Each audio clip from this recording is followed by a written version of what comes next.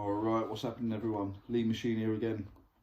And hope everyone had a good Christmas. Hope you all have a good New Year. And we're 2 weeks out, just over 2 weeks out from the ARMGODS show in Ireland.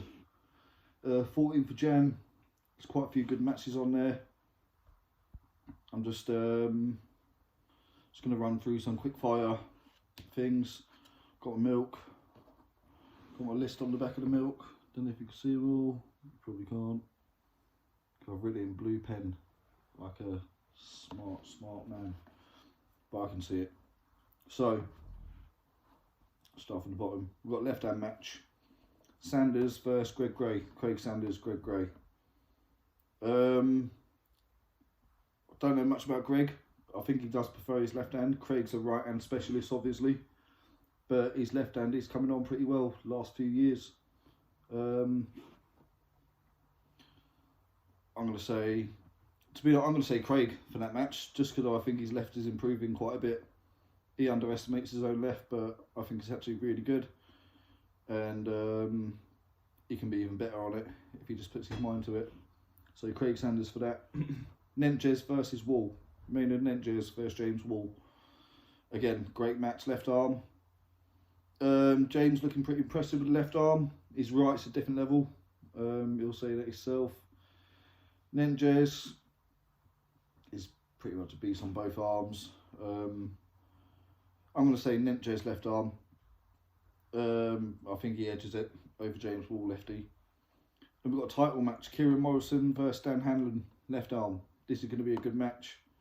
I know both these guys really well. Known them both for a few years now. It's going to be very interesting to see what they do, because they're both strong in their own areas. If one of them accesses when they need to be, it's game over. It's not going to be a one-sided match at all. I think it's going to be a game of chess, this one. This is so tough. I'm gonna. Do you know what? I'm gonna bet on Dan. I think Dan can do it. I think Dan's fiery enough. He's committed enough. Kieran's a very fiery wrestler as well. Saying that, I can't decide properly, so I'm gonna go for Dan. I'm gonna give Dan the edge. Then we've got John Thompson versus Mitch Tutt, left-handed. Another interesting match.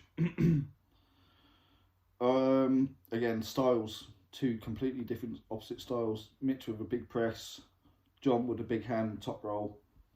John can hook as well. I'm gonna so I want Mitch to win, but I'm gonna have to give John the edge, only because of experience. Though I think Mitch is he's on the trajectory now. That he's just learning. And improving quicker and quicker. Every competition he gets to, he's learning more. He's really picking up fast. So I'm going to say John for the win, but Mitch will learn a lot and he'll come back even stronger. Beach versus Foster. James Beach versus Greg Foster, left arm. Again, I know both these guys well, but again, this is a tough match. Cool. I'm going to give Beach the edge. I'm going to say James and the Giant Beach will get it. Then we've got, alright, this is an interesting one. Frampton versus Davis. Rob Frampton, Josh Davis, right-handed. Rob's a big guy, makes some big improvements, and he's got some big wins lately as well. Josh Davis, again, he's been anywhere and everywhere the last couple of years. He's after it, he's chasing it down, he's hunting it. And thing is, if it stops anywhere on the table, it's not over until it's over with Josh. Rob's very good at getting over the A side. Is that body weight of Rob Frampton going to be too much for Josh to hang on to at the base of the pad? Has Josh got the stamina? And Rob's hand's really big. So I'm going to put it down to Rob Frampton in a close match. Rob Frampton would win. And we've got Wall versus Bradford, right-handed. This is an interesting match. I really look forward to this match. But I am going to have to say I don't know if Bradford's gonna. If Wall tries going for the hook, I don't know if Bradford's going to be able to stop it, because James's setup is very good as well at forcing in there. He's not gripping your hand, he's carving forward, he's dunking right forward, so he's already around your arm. I think Dave could probably struggle with that. I say if James wants to hook him, he'll get him in a hook. Straps could be a different game, but I'm going to give the edge to James Wall just for speed and inside power. Yeah, I think he can access it with Bradford. I'm going to say James Wall. Cobra Rhodes, Connor Sale.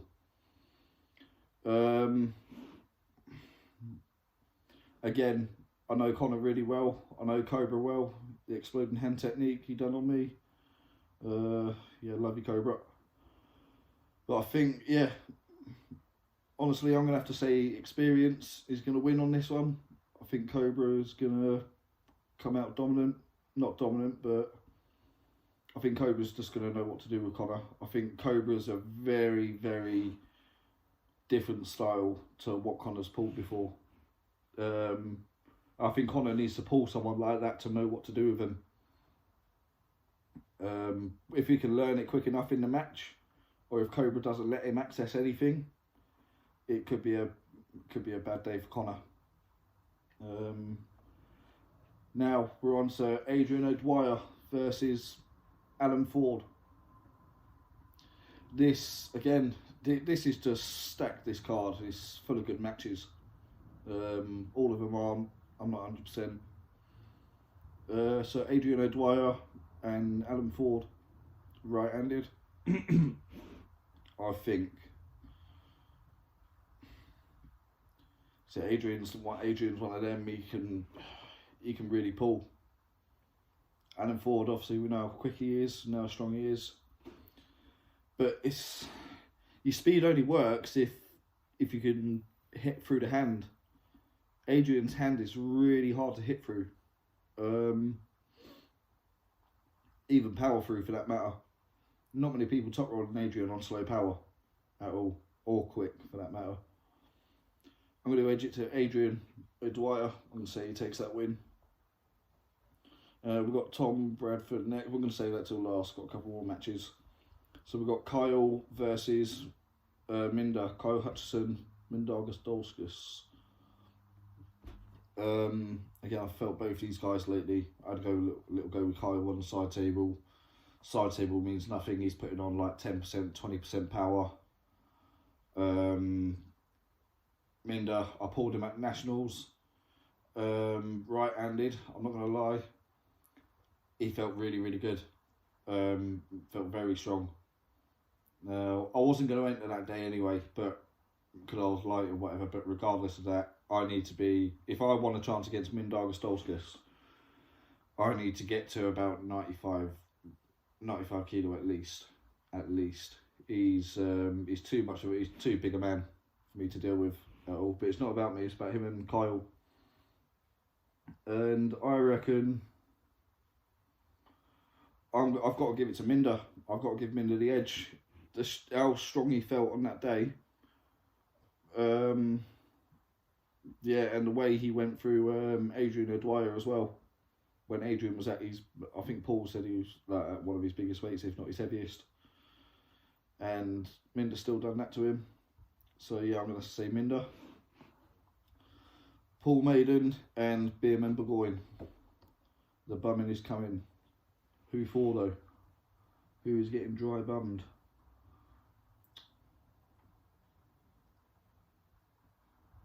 See, I don't know. I don't know much about Beerman. I ain't got a clue what he's like.